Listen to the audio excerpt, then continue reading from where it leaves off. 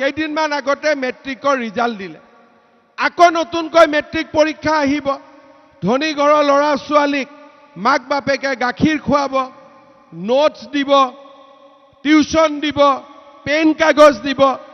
দুখীয়া মানুহৰ ল'ৰা ছোৱালীও গাখীৰ খাব লাগে না নাই পৰীক্ষাৰ আগত কিন্তু আমি ক'ৰ পৰা খুৱাম ঘৰততো পইচা নাই সেই কাৰণে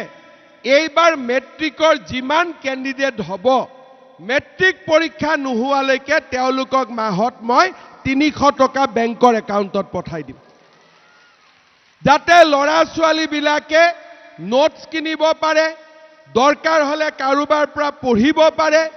দৰকাৰ হ'লে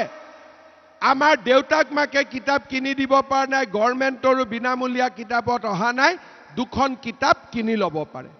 এইবিলাক কথা আগতে কংগ্ৰেছৰ দিনত কোনবাই চিন্তা কৰিছিলে একদম মনৰ পৰা কওকচোন চিন্তা কৰিছিলে সঁচা কথা কওক চিন্তা কৰিছিলে কেইদিনমান আগতে মেট্ৰিকৰ ৰিজাল্ট দিলে আকৌ নতুনকৈ মেট্ৰিক পৰীক্ষা আহিব ধনী ঘৰৰ ল'ৰা ছোৱালীক মাক বাপেকে গাখীৰ খুৱাব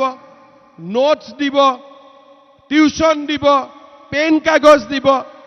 দুখীয়া মানুহৰ ল'ৰা ছোৱালীও গাখীৰ খাব লাগে না নাই পৰীক্ষাৰ আগত কিন্তু আমি ক'ৰ পৰা খুৱাম ঘৰততো পইচা নাই সেই কাৰণে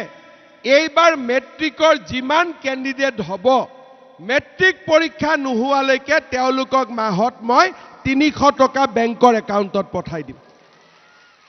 যাতে ল'ৰা ছোৱালীবিলাকে নোটছ কিনিব পাৰে দৰকাৰ হ'লে কাৰোবাৰ পৰা পঢ়িব পাৰে দৰকাৰ হ'লে আমাৰ দেউতাক মাকে কিতাপ কিনি দিব পৰা নাই গভৰ্ণমেণ্টৰো বিনামূলীয়া কিতাপত অহা নাই দুখন কিতাপ কিনি ল'ব পাৰে এইবিলাক কথা আগতে কংগ্ৰেছৰ দিনত কোনবাই চিন্তা কৰিছিলে একদম মনৰ পৰা কওকচোন চিন্তা কৰিছিলে সঁচা কথা কওক চিন্তা কৰিছিলে